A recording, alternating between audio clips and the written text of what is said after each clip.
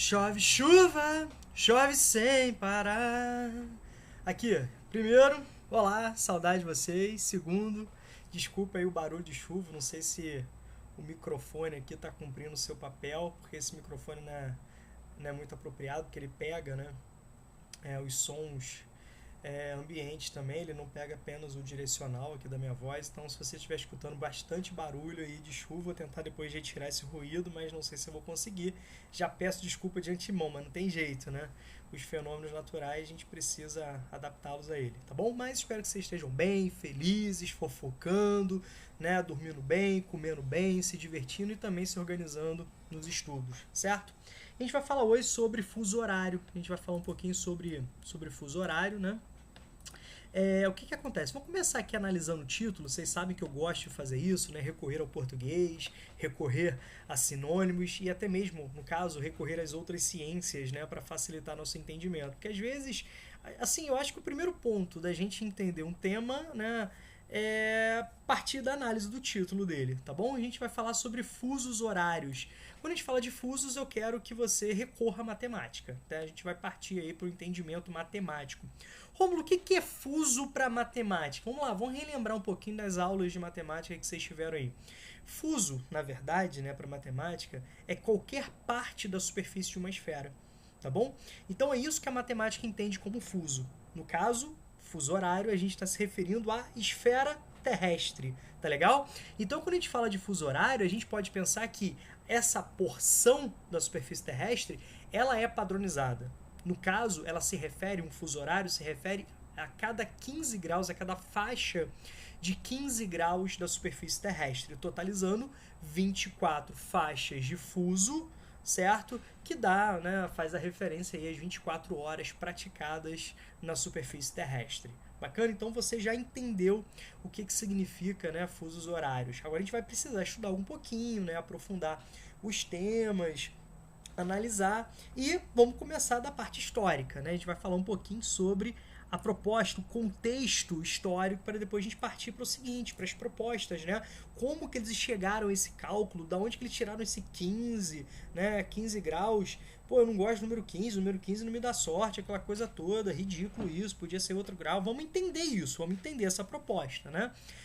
O que tem por trás, né, disso, em termos da matemática, em termos da economia, em termos de política. Você fala, caraca, Romulo, como assim?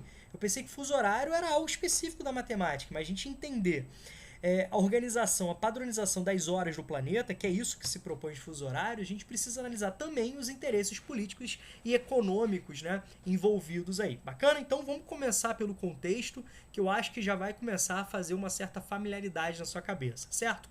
Quando eu falo segunda metade do século XIX, o que você pensa? Um momento onde o mundo estava em grande transformação, né? O capitalismo já estava consolidado aí na sua fase industrial, obviamente, né? A gente está falando de um capitalismo concentrado em porções europeias, que já extrapolava certos limites, né, europeus, atingindo países, né, como, por exemplo, os Estados Unidos da América, o Japão, né, na Ásia após a Revolução Meiji, certo? Então você começa a perceber que há um avanço do modo de produção capitalista, há um processo, né, de apropriação, de incorporação, de integração de outras áreas dentro dessa dinâmica econômica.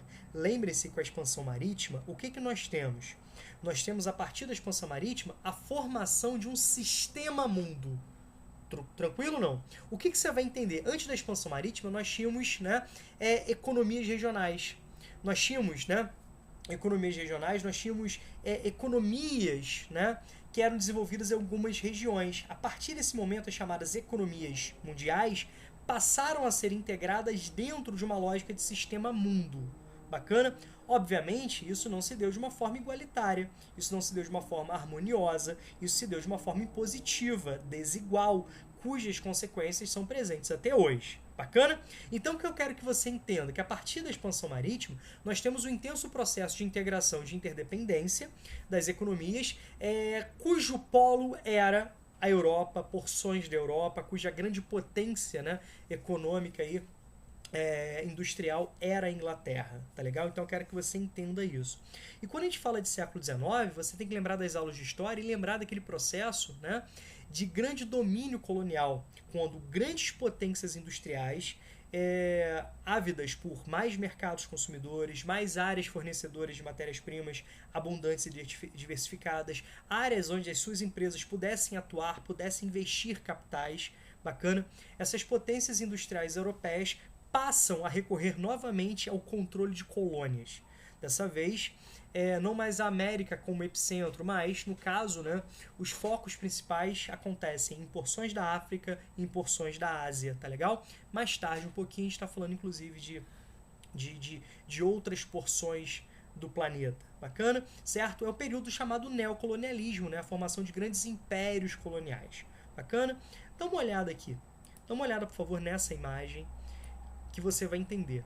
Dá uma olhada como nas últimas décadas do século XIX você tem um processo de forte expansão dos capitais. Reparem que esses capitais eles têm origem principalmente, né, em porções da Europa. Olha o grande destaque aí para a Inglaterra, certo? Reparem como esses tentáculos, né, que representam os fluxos de capitais já estão, né, abraçando grande parte do globo.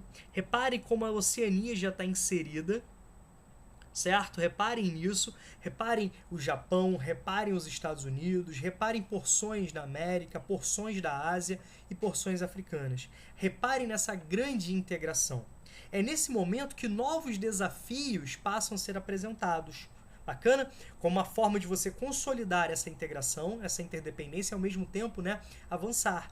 Então é preciso que você entenda que toda essa dinâmica econômica ela estimulava algumas transformações, algumas necessidades de padronização e evoluções, tá legal? Então você começa a perceber que no século XIX você já tem, né, um grande desenvolvimento comercial e industrial, você já tem um conhecimento sobre a superfície terrestre de uma forma bem bacana, né?